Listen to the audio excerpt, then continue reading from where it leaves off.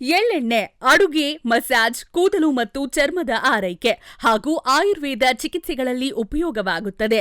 ಇದು ಜೀರ್ಣಕ್ರಿಯೆ ಸುಧಾರಿಸುತ್ತದೆ, ರಕ್ತದೊತ್ತಡ ನಿಯಂತ್ರಿಸುತ್ತದೆ, ಹೃದಯದ ಆರೋಗ್ಯ ಕಾಪಾಡುತ್ತದೆ, ಕೂದಲು ಮತ್ತು ಚರ್ಮವನ್ನ ಪೋಷಿಸುತ್ತದೆ, ಮಾನಸಿಕ ಒತ್ತಡ ಕಡಿಮೆ ಮಾಡುತ್ತದೆ ಹಾಗೂ ಉರಿಯೂತಗಳನ್ನ ನಿವಾರಿಸುತ್ತದೆ.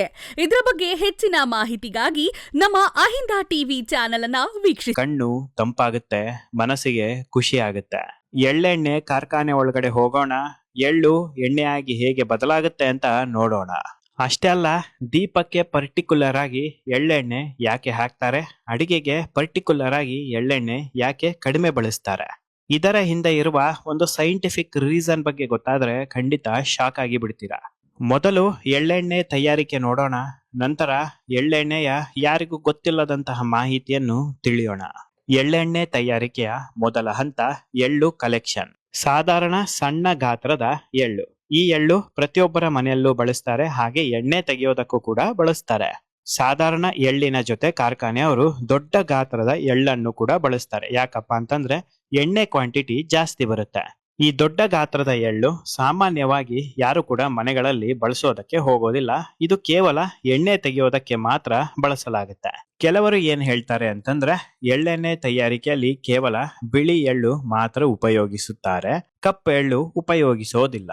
ಇನ್ನು ಕೆಲವರು ಏನ್ ಹೇಳ್ತಾರಪ್ಪ ಅಂತಂದ್ರೆ ಎಳ್ಳೆಣ್ಣೆ ತಯಾರಿಕೆಯಲ್ಲಿ ಕೇವಲ ಕಪ್ಪು ಎಳ್ಳು ಬಳಸ್ತಾರೆ, ಬಿಳಿ ಎಳ್ಳು ಬಳಸೋದಿಲ್ಲ ಅಂತ. ನಿಜ ಸತ್ಯ ಏನು ಅಂತಂದ್ರೆ ಎಳ್ಳೆಣ್ಣೆ ತಯಾರಿಕೆಗೆ ಎರಡೂ ಎಣ್ಣೆನು ಮಿಕ್ಸ್ ಮಾಡಿ ಬಳಸ್ತಾರೆ. ಎಳ್ಳೆಣ್ಣೆ ತಯಾರಿಕೆ ಸಂಪೂರ್ಣವಾಗಿ ರೈತರ ಮೇಲೆ ಡಿಪೆಂಡ್ ಆಗಿರುತ್ತೆ. ಕೆಲವೊಮ್ಮೆ ರೈತರು ಬಿಳಿ ಎಳ್ಳನ್ನು ಮಾತ್ರ ಬೆಳಿತಾರೆ, ಬಿಳಿ ಎಳ್ಳು ಕಾರ್ಖಾನೆಗೆ ಬರುತ್ತೆ. ಕೆಲವೊಮ್ಮೆ ರೈತರು ಕಪ್ಪು ಎಳ್ಳನ್ನು ಬೆಳಿತಾರೆ, ಕಪ್ಪು ಎಳ್ಳು ಕಾರ್ಖಾನೆಗೆ ಬರುತ್ತೆ. ಇನ್ನು ಕೆಲ ರೈತರು ಎರಡು ಬಣ್ಣದ ಎಳ್ಳೆಣ್ಣೆಯನ್ನು ಸಮಸಮವಾಗಿ ಬೆಳಿತಾರೆ, ಸಮಸಮವಾಗಿ ಕಾರ್ಖಾನೆಗೆ ಕಳಿಸಿಕೊಡ್ತಾರೆ. ಗೆಳೆಯರೆ, ನಿಮಗೆ ಈ ಒಂದು ಮಾಹಿತಿ ಗೊತ್ತಿರಲಿ. 1 ಎಕರೆ ಮಳೆ ಆಧಾರಿತ ಕೃಷಿಯಲ್ಲಿ ಸುಮಾರು 150ರಿಂದ 200 ಕೆಜಿ ಎಳ್ಳು ಸಿಗುತ್ತೆ. ನೀರಾವರಿ ಇದ್ದರೆ 300ರಿಂದ 400 ಕೆಜಿ 1 ಎಕರೆಗೆ ಎಳ್ಳು ಸಿಗುತ್ತೆ. ಹಾಗಾದ್ರೆ ಆವರೇಜ್ 1 ಎಕರೆಗೆ ಎಷ್ಟು ಕೆಜಿ ಎಳ್ಳೆಣ್ಣೆ ಸಿಗುತ್ತೆ ಅಂತ ನೋಡೋದಾದ್ರೆ 200 ಕೆಜಿ ಎಳ್ಳಿನಲ್ಲಿ 90 ಲೀಟರ್ ಅಷ್ಟು ಆಯಿಲ್ ಹೊರಗಡೆ ಬರುತ್ತೆ. 250 ಕೆಜಿ ಎಳ್ಳಿನಲ್ಲಿ ಸುಮಾರು 100ರಿಂದ 105 ಲೀಟರ್ ಅಷ್ಟು ಎಳ್ಳೆಣ್ಣೆ ಸಿಗುತ್ತೆ. 300 ಕೆಜಿ ಅಷ್ಟು ಎಳ್ಳಿನಲ್ಲಿ 120ರಿಂದ 125 ಲೀಟರ್ ಅಷ್ಟು ಎಳ್ಳೆಣ್ಣೆ ಸಿಗುತ್ತೆ. ಎಳ್ಳೆಣ್ಣೆ ಯಾಕೆ ದುಬಾರಿ ಅಂತ ಕೇಳೋದಾದ್ರೆ ಇದೇ ಕಾರಣಕ್ಕೆ ದುಬಾರಿ. ಭಾರತ ದೇಶದಲ್ಲಿ ಎಳ್ಳು ಬೆಳೆಯುವವರ ಸಂಖ್ಯೆ ಬಹಳ ಕಡಿಮೆ ಇದೆ. ಮತ್ತೊಂದು ಮುಖ್ಯವಾದ ಕಾರಣ ಏನಪ್ಪಾ ಅಂತಂದ್ರೆ ಎಳ್ಳಿನಲ್ಲಿ ಅತಿ ಕಡಿಮೆ ಪ್ರಮಾಣದಲ್ಲಿ ಎಣ್ಣೆ ಬರುತ್ತೆ. ಅಂದರೆ ಎಳ್ಳಿನ ತೂಕ ಎಷ್ಟಿರುತ್ತೋ ಅಷ್ಟು ಎಣ್ಣೆ ಯಾವುದೇ ಕಾರಣಕ್ಕೂ ಸಿಗೋದಿಲ್ಲ. ಭಾರತ ದೇಶದಲ್ಲಿ ಎಳ್ಳೆಣ್ಣೆಗೆ ಡಿಮ್ಯಾಂಡ್ ಬಹಳ ಜಾಸ್ತಿ ಇದೆ, ಆದರೆ ಬೆಳೆಯುವವರ ಸಂಖ್ಯೆ ಬಹಳ ಕಮ್ಮಿ ಇದೆ. ಹಾಗಾಗಿ ಭಾರತ ದೇಶ ಬ್ರೆಜಿಲ್, ನೈಜೀರಿಯಾ, ಸುಡಾನಿಂದ ಎಳ್ಳನ್ನು ಇಂಪೋರ್ಟ್ ಮಾಡ್ಕೊಂತಾರೆ. ರೈತರಿಂದ ನೇರವಾಗಿ ಎಳ್ಳೆಣ್ಣೆ ತಯಾರಿಕೆಯ ಕಾರ್ಖಾನೆ ಒಳಗಡೆ ಬಂದಿದೆ. ಕಾರ್ಖಾನೆ ಒಳಗಡೆ ಹೋದ ಎಳ್ಳು ನೇರವಾಗಿ ಹೋಗೋದು ಕ್ಲೋಸ್ಡ್ ಕ್ಲೀನಿಂಗ್ ಮಷೀನ್ಸ್ ಗಳಿಗೆ. ಈ ಒಂದು ಮಷೀನ್ಸ್ ಗಳು ನೋಡೋದಕ್ಕೆ ಸ್ಟೀಲ್ ಟ್ಯಾಂಕ್ಸ್ ಗಳು ಇದ್ದ ಹಾಗೆ ಇರುತ್ತೆ. ಇದ್ರ ಒಳಗಡೆ ವ್ಯಾಕ್ಯೂಮ್ ಕ್ಲೀನಿಂಗ್ ಸಿಸ್ಟಮ್ ಇರುತ್ತೆ. ಎಳ್ಳಿಗೆ ಯಾವುದೇ ಕಾರಣಕ್ಕೂ ನೀರ್ ಹಾಕಿ ತೊಳೆಯೋದಕ್ಕೆ ಬರೋದಿಲ್ಲ, ಡ್ರೈ ಕ್ಲೀನಿಂಗ್ ಮಾಡಬೇಕು. ಹೊರಗಡೆ ಹಾಗೆ ಡ್ರೈ ಕ್ಲೀನಿಂಗ್ ಮಾಡೋದಕ್ಕೆ ಹೋದರೆ ಎಳ್ಳು ತುಂಬಾ ಹಗುರ, ಹಾರಿಕೊಂಡು ಹೋಗುತ್ತೆ. ಹಾಗಾಗಿ ಕ್ಲೋಸ್ಡ್ ಸ್ಟೀಲ್ ವ್ಯಾಕ್ಯೂಮ್ ಟ್ಯಾಂಕ್ಸ್ ಒಳಗಡೆ ಕ್ಲೀನಿಂಗ್ ಮಾಡ್ತಾರೆ. ಎಳ್ಳಿನಲ್ಲಿ ಇರುವ ಮೈಕ್ರೋ ಕಸ, ಕಡ್ಡಿ, ಧೂಳು ಎಲ್ಲವೂ ಹೊರಗಡೆ ಬರುತ್ತೆ. ಎಳ್ಳು ಹಾಗೆ ಕುತ್ಕೊಳ್ಳುತ್ತೆ. ಕ್ಲೀನಿಂಗ್ ಆದ ಎಳ್ಳು ಮುಂದಿನ ಹಂತಕ್ಕೆ ಹೋಗುತ್ತೆ. ಮುಂದಿನ ಹಂತ ಕ್ವಾಲಿಟಿ ಚೆಕಿಂಗ್. ಎಳ್ಳಿನ ಕ್ವಾಲಿಟಿ ಚೆಕ್ ಹೇಗೆ ಮಾಡ್ತಾರೆ ಅಂತ ನೋಡೋದಾದ್ರೆ ಮೊದಲು ಎಳ್ಳನ್ನು ಕೈಯಲ್ಲಿ ಒತ್ತಿ ನೋಡ್ತಾರೆ. ಅಂಟಿಕೊಂಡರೆ ಎಳ್ಳು ಒದ್ದೆ ಇದೆ, ಎಣ್ಣೆ ಮಾಡೋದಕ್ಕೆ ಸರಿ ಇಲ್ಲ, ಹಾಗಾಗಿ ಎಳ್ಳನ್ನು ತೆಗೆದು ಹಾಕ್ತಾರೆ.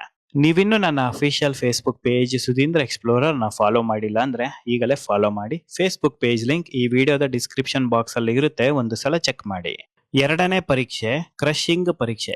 ಎಳ್ಳನ್ನು ಸ್ವಲ್ಪ ಮಟ್ಟಿಗೆ ಕ್ರಶಿಂಗ್ ಮಾಡ್ತಾರೆ. ಕ್ರಶ್ ಮಾಡಿದಾಗ ಕರ್ಕಶ ಶಬ್ದ ಬರಬೇಕು. ಕರ್ಕಶ ಶಬ್ದ ಬಂದ್ರೆ ಮಾತ್ರ ಮುಂದಿನ ಹಂತಕ್ಕೆ ಕಳಿಸ್ತಾರೆ. ಮೂರನೇ ಪರೀಕ್ಷೆ ವಾಸನೆ ಪರೀಕ್ಷೆ. ಎಳ್ಳು ಒಳ್ಳೆ ಪರಿಮಳ ಬರ್ತಾ ಇದೆನಾ ಅಥವಾ ಕೆಟ್ಟ ವಾಸನೆ ಬರ್ತಾ ಇದೆನಾ ಅಂತ ಚೆಕ್ ಮಾಡ್ತಾರೆ. ಕೆಟ್ಟ ವಾಸನೆ ಬರ್ತಾ ಇರುವ ಎಳ್ಳು ಡಸ್ಟ್ಬಿನ್ಗೆ ಹೋಗುತ್ತೆ. ಒಳ್ಳೆ ಪರಿಮಳ ಬರ್ತಾ ಇರುವ ಎಳ್ಳು ಮುಂದಿನ ಹಂತಕ್ಕೆ ಹೋಗುತ್ತೆ. ಎಳ್ಳಿನ ಪರೀಕ್ಷೆ ಮಾಡುವಾಗ ಒಂದೊಂದೇ ಎಳ್ಳನ್ನು ಪರೀಕ್ಷೆ ಮಾಡೋದಿಲ್ಲ, ದೊಡ್ಡ ಸಂಖ್ಯೆಯಲ್ಲೇ ಪರೀಕ್ಷೆ ಮಾಡ್ತಾರೆ. 5 ಕೆಜಿಯ ಎಳ್ಳನ್ನು ಒಟ್ಟಿಗೆ ಪರೀಕ್ಷೆ ಮಾಡ್ತಾರೆ, ಕೆಲವೊಮ್ಮೆ 20 ಕೆಜಿಯ ಎಳ್ಳನ್ನು ಕೂಡ ಒಟ್ಟಿಗೆ ಪರೀಕ್ಷೆ ಮಾಡ್ತಾರೆ. ಎಳ್ಳು ಕ್ಲೀನಿಂಗ್ ಆಗಿದೆ, ಕ್ವಾಲಿಟಿ ಚೆಕಿಂಗ್ ಆಗಿದೆ, ನೇರವಾಗಿ ಎಣ್ಣೆ ತೆಗೆಯುವ ಯಂತ್ರಕ್ಕೆ ಹೋಗುತ್ತಾ? ಖಂಡಿತವಾಗಿಯೂ ಹೋಗೋದಿಲ್ಲ. ಇನ್ನೊಂದು ಪ್ರಮುಖ ಹಂತ ಇದೆ. ಮುಂದಿನ ಹಂತ ಯಾವ್ದಪ್ಪ ಅಂತಂದ್ರೆ ಇದೇ ರೋಸ್ಟಿಂಗ್ ಸ್ಟೇಜ್. ಎಳ್ಳನ್ನು ಲೈಟ್ ರೋಸ್ಟ್ ಮಾಡ್ತಾರೆ. 100% ರೋಸ್ಟಿಂಗ್ ಪರ್ಸೆಂಟೇಜ್ ತಗೊಂಡ್ರೆ ಅದರಲ್ಲಿ ಕೇವಲ 4-6% ಅಷ್ಟು ಎಳ್ಳನ್ನು ರೋಸ್ಟ್ ಮಾಡ್ತಾರೆ. ಒಂದು ವೇಳೆ ಎಳ್ಳು ಜಾಸ್ತಿ ರೋಸ್ಟ್ ಆಗಿಬಿಟ್ರೆ ಕಹಿ ಟೇಸ್ಟ್ ಬರುತ್ತೆ. ಕಡಿಮೆ ರೋಸ್ಟ್ ಆದ್ರೆ ಎಳ್ಳಿನ ಸುಗಂಧ ಬರೋದೇ ಇಲ್ಲ. ಬಿಸಿ ಮಾಡದೆ ಹಾಗೆ ಎಣ್ಣೆ ತೆಗೆಯೋದಕ್ಕೆ ಹೋದರೆ ಎಣ್ಣೆ ಪ್ರಮಾಣ ತುಂಬಾ ಕಡಿಮೆ ಆಗುತ್ತೆ. ಎಳ್ಳಿನಲ್ಲಿ ಆಯಿಲ್ ಸೆಲ್ಸ್ ಇರುತ್ತೆ, ಅದು ತುಂಬಾ ಗಟ್ಟಿ ಇರುತ್ತೆ. ಅದು ಬ್ರೇಕ್ ಆದ್ರೆ ಮಾತ್ರ ಎಣ್ಣೆ ಹೊರಗಡೆ ಬರುತ್ತೆ. ಆಯಿಲ್ ಸೆಲ್ಸ್ ಅನ್ನು ಮೆತ್ತಗೆ ಮಾಡೋದಕ್ಕೆ ಲೈಟ್ ರೋಸ್ಟ್ ಮಾಡ್ತಾರೆ. ಎಣ್ಣೆ ಹೊರಗಡೆ ಬರುವಾಗ ಸುಲಭವಾಗುತ್ತೆ ಮತ್ತು ಜಾಸ್ತಿ ಕ್ವಾಂಟಿಟಿಯಲ್ಲಿ ಎಣ್ಣೆ ಕೊಡುತ್ತೆ. ಎಳ್ಳು ಲೈಟ್ ರೋಸ್ಟ್ ಮಾಡಿದ್ದಾರೆ, ಮುಂದಿನ ಹಂತಕ್ಕೆ ಹೋಗುತ್ತೆ. ಮುಂದಿನ ಹಂತ ಆಯಿಲ್ ಎಕ್ಸ್ಟ್ರಾಕ್ಷನ್ ಸ್ಟೇಜ್. ದೊಡ್ಡ ಎಣ್ಣೆ ತೆಗೆಯುವ ಯಂತ್ರಕ್ಕೆ ಎಳ್ಳನ್ನು ತುಂಬಿಸ್ತಾರೆ. ಯಂತ್ರದಿಂದ ಶುದ್ಧವಾದ ಎಳ್ಳೆಣ್ಣೆ ಹೊರಗಡೆ ಬರುತ್ತೆ. ಶುದ್ಧ ಎಣ್ಣೆ ಏನೋ ತಯಾರಾಗಿದೆ, ಹಾಗಂತ ಪ್ಯಾಕಿಂಗಿಗೆ ಹೋಗಿ ಮಾರಾಟಕ್ಕೆ ಹೋಗೋದಿಲ್ಲ. ಇದರಲ್ಲಿ ಎಳ್ಳಿನ ಸಣ್ಣ ಪುಡಿ ಇರುತ್ತೆ. ಯಾಕಪ್ಪ ಅಂತಂದ್ರೆ ಈ ಎಣ್ಣೆ ತೆಗೆಯುವ ಯಂತ್ರಗಳಲ್ಲಿ ಫಿಲ್ಟರಿಂಗ್ ಪ್ರೊಸೆಸ್ ಅಷ್ಟೊಂದು ಸ್ಟ್ರಾಂಗ್ ಆಗಿ ಇರೋದಿಲ್ಲ. ಹಾಗಾಗಿ ಕಾರ್ಖಾನೆಯಲ್ಲಿ ಫಿಲ್ಟರಿಂಗ್ ಮಷೀನ್ಸ್ ಸಪರೇಟ್ ಆಗಿ ಇರುತ್ತೆ. ಈ ಒಂದು ಸಪರೇಟ್ ಆಗಿರುವ ಫಿಲ್ಟರಿಂಗ್ ಮಷೀನ್ಸ್ ಅಲ್ಲಿ ಎಣ್ಣೆಯನ್ನು ಸುರಿತಾರೆ. ಈ ಫಿಲ್ಟರಿಂಗ್ ಮಷೀನ್ಸ್ ಗಳು ಎಣ್ಣೆಯನ್ನು 101% ಫಿಲ್ಟರ್ ಮಾಡಿ ಹೊರಗಡೆ ತಗೊಂಡು ಬರುತ್ತೆ, ಮುಂದಿನ ಹಂತಕ್ಕೆ ಕಳಿಸುತ್ತೆ. ಮುಂದಿನ ಹಂತ ಪ್ಯಾಕಿಂಗ್ ಹಂತ. ಶುದ್ಧವಾಗಿ ತಯಾರಾಗಿರುವ ಎಣ್ಣೆ ಆಗಿರುವ ಕಾರಣ ಯಾವುದೇ ರೀತಿ ಕಲರ್ ಆಗಿರಬಹುದು, ಪ್ರಿಸರ್ವೇಟಿವ್ಸ್ ಆಗಿರಬಹುದು ಹಾಕೋದಿಲ್ಲ, ಹಾಗೆ ಪ್ಯಾಕಿಂಗಿಗೆ ಹೋಗುತ್ತೆ.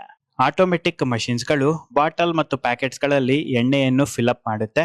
ನಂತರ ಈ ಎಳ್ಳೆಣ್ಣೆ ಮಾರಾಟಕ್ಕೆ ಹೋಗುತ್ತೆ. ದೀಪಗಳಿಗೆ ಎಳ್ಳೆಣ್ಣೆ ಬಳಸೋದಕ್ಕೆ 2 ಕಾರಣಗಳಿದೆ. ಒಂದು ಧಾರ್ಮಿಕ ಕಾರಣ, ಮತ್ತೊಂದು ವೈಜ್ಞಾನಿಕ ಕಾರಣ. ಧಾರ್ಮಿಕ ಕಾರಣದ ಬಗ್ಗೆ ತಿಳಿಯೋದಾದ್ರೆ ಪವಿತ್ರ ತೈಲ ಎಂದು ಶಾಸ್ತ್ರಗಳಲ್ಲಿ ಹೇಳಲಾಗಿದೆ ಮತ್ತು ದೇವತೆಗಳಿಗೆ ಇಷ್ಟವಾದ ತೈಲ ಎಂದು ಪರಿಗಣಿಸ್ತಾರೆ. ಶನಿ ದೇವರಿಗೂ ಕೂಡ ಎಳ್ಳೆಣ್ಣೆ ಅತ್ಯಂತ ಪ್ರಿಯವಾದ ಎಣ್ಣೆ. ಎಳ್ಳೆಣ್ಣೆ ದೀಪ ಜ್ಞಾನ, ಶಾಂತಿ, ಐಶ್ವರ್ಯದ ಸಂಕೇತ ಅಂತ ಪರಿಗಣಿಸ್ತಾರೆ. ವೈಜ್ಞಾನಿಕ ಕಾರಣಗಳನ್ನು ತಿಳಿಯೋದಾದ್ರೆ ಎಳ್ಳೆಣ್ಣೆ ಕಡಿಮೆ ಹೊಗೆ ಮತ್ತು ಕಡಿಮೆ ಕಪ್ಪು ಹೊಗೆಯನ್ನು ಕೊಡುತ್ತೆ. ಬೇರೆಲ್ಲ ಎಣ್ಣೆಗಳಿಗೆ ಹೋಲಿಸಿದರೆ ಎಳ್ಳೆಣ್ಣೆ 75% ಅಷ್ಟು ಕಮ್ಮಿ ಹೊಗೆ ಕೊಡುತ್ತೆ. ಎಳ್ಳೆಣ್ಣೆ ಹಚ್ಚೋದ್ರಿಂದ ಮತ್ತೊಂದು ಅತಿ ದೊಡ್ಡ ವೈಜ್ಞಾನಿಕ ಕಾರಣ ಕೂಡ ಇದೆ. ಏನ್ ಗೊತ್ತಾ? ಸಹಜ ಶುದ್ಧೀಕರಣ. ಎಳ್ಳೆಣ್ಣೆಯಲ್ಲಿ ಆಂಟಿ ಬ್ಯಾಕ್ಟೀರಿಯಾ ಗುಣಗಳಿವೆ. ಆಂಟಿ ಬ್ಯಾಕ್ಟೀರಿಯಲ್ ಗುಣಗಳಿರೋದ್ರಿಂದ ವಾತಾವರಣ ಶುದ್ಧ ಆಗುತ್ತೆ, ಶುದ್ಧ ಗಾಳಿ ಸಿಗುತ್ತೆ. ಇಡೀ ಪ್ರಪಂಚದಲ್ಲಿ ಅತಿ ಹೆಚ್ಚು ಸಮಯ ದೀಪ ಬೆಳಗೋದ್ರಲ್ಲಿ ಎಳ್ಳೆಣ್ಣೆ ಎತ್ತಿದ ಕೈ. ಒಂದು ಉದಾಹರಣೆಗೆ ಹೇಳಬೇಕು ಅಂತಂದ್ರೆ 1 ಲೀಟರ್ ಎಳ್ಳೆಣ್ಣೆ ಸುಮಾರು 80-120 ಗಂಟೆಗಳ ತನಕ ನಿರಂತರವಾಗಿ ಬೆಳಗುತ್ತೆ. ದಿನಕ್ಕೆ 2 ಗಂಟೆ ದೀಪ ಹಚ್ಚಿದರೆ 40-60 ದಿನ, ದಿನಕ್ಕೆ 4 ಗಂಟೆ ದೀಪ ಹಚ್ಚಿದ್ರೆ 20-30 ದಿನ. ಎಳ್ಳೆಣ್ಣೆ ಬಿಟ್ಟರೆ ಇಷ್ಟೊಂದು ದೀರ್ಘ ಅವಧಿಯ ಕಾಲ ದೀಪವನ್ನು ಬೆಳಗುವ ಎಣ್ಣೆ ಪ್ರಪಂಚದಲ್ಲಿ ಬಹುಶಃ ಬೇರೆ ಯಾವುದು ಕೂಡ ಇಲ್ಲ. ಸಾಮಾನ್ಯವಾಗಿ ಎಳ್ಳೆಣ್ಣೆ ಆಹಾರಗಳಿಗೆ ತುಂಬಾ ಕಡಿಮೆ ಪ್ರಮಾಣದಲ್ಲಿ ಬಳಸ್ತಾರೆ. ಹಾಗಂತ ಎಳ್ಳೆಣ್ಣೆ ಆರೋಗ್ಯಕ್ಕೆ ಕೆಟ್ಟದಲ್ಲ. ಎಲ್ಲಾ ಎಣ್ಣೆಗೆ ಹೋಲಿಸಿದರೆ ಎಳ್ಳೆಣ್ಣೆ ಅತ್ಯಂತ ಶುದ್ಧ ಮತ್ತು ಆರೋಗ್ಯಕ್ಕೆ ತುಂಬಾ ಉತ್ತಮ. ಎಳ್ಳೆಣ್ಣೆ ಹೃದಯ ಆರೋಗ್ಯಕ್ಕೆ ರಾಮಬಾಣ, ಜೀರ್ಣಕ್ರಿಯೆ ಸಮಸ್ಯೆಯನ್ನು ನಿವಾರಣೆ ಮಾಡುತ್ತೆ, ಆಂಟಿ ಆಕ್ಸಿಡೆಂಟ್ ಹೆಚ್ಚು ಮಾಡುತ್ತೆ. ಆಯುರ್ವೇದದಲ್ಲಿ ಎಳ್ಳೆಣ್ಣೆ ಬಹಳ ಮುಖ್ಯ ಪಾತ್ರ ವಹಿಸುತ್ತೆ. ಆದ್ರೂ ಕೂಡ ಎಳ್ಳೆಣ್ಣೆ ಅತಿ ಕಡಿಮೆ ಪ್ರಮಾಣದಲ್ಲಿ ಉಪಯೋಗಿಸ್ತಾರೆ. ಯಾಕೆ ಅಂತ 2 ಕಾರಣ ಇದೆ. ಮೊದಲ ಕಾರಣ ಶುದ್ಧವಾದ ಎಳ್ಳೆಣ್ಣೆ ತುಂಬಾ ದುಬಾರಿ. 2ನೇ ಮತ್ತು ಮುಖ್ಯವಾದ ಕಾರಣ ಎಳ್ಳೆಣ್ಣೆಯಲ್ಲಿ ತಯಾರಿಸಿದ ಆಹಾರದ ಪದಾರ್ಥಗಳು ಅಷ್ಟೊಂದು ರುಚಿ ಕೊಡಲ್ಲ. ಆರೋಗ್ಯಕ್ಕೆ ತುಂಬಾ ಉತ್ತಮನೇ, ಆದ್ರೆ ರುಚಿ ಬರಲ್ಲ. ಆಹಾರ ರುಚಿ ಇಲ್ಲ ಅಂದ್ರೆ ಹೊಟ್ಟೆಗೆ ಹೋಗಲ್ಲ. ಒಂದು ಸಲ ಎಳ್ಳೆಣ್ಣೆಯಲ್ಲಿ ತಯಾರಿಸಿದ ಆಹಾರ ಪದಾರ್ಥಗಳನ್ನು ತಿಂದರೆ ಮತ್ತೆ ತಿನ್ನಬೇಕು ಅಂತ ಆಸೆ ಆಗಲ್ಲ. ಬೇರೆ ಎಲ್ಲ ಎಣ್ಣೆಗಳಿಗೆ ಹೋಲಿಸಿದರೆ ಎಳ್ಳೆಣ್ಣೆ ಕನ್ಸಿಸ್ಟೆನ್ಸಿ ಬಹಳ ತಿಕ್ಕಾಗಿ ಇರುತ್ತೆ, ಅಂದ್ರೆ ದಪ್ಪ ಇರುತ್ತೆ. ಎಳ್ಳೆಣ್ಣೆ ಬಳಸಿ ಆಹಾರವನ್ನು ಸೇವಿಸಿದಾಗ ಬಹಳ ಹೊಟ್ಟೆ ತುಂಬಿದ ಹಾಗೆ ಅನುಭವ ಆಗುತ್ತೆ. ಇವೆಲ್ಲ ಕಾರಣದಿಂದ ಎಳ್ಳೆಣ್ಣೆ ಆರೋಗ್ಯಕ್ಕೆ ಉತ್ತಮನೇ, ಆದ್ರೆ ಅಡಿಗೆಗೆ ಬಳಸೋದು ಬಹಳ ಕಮ್ಮಿ.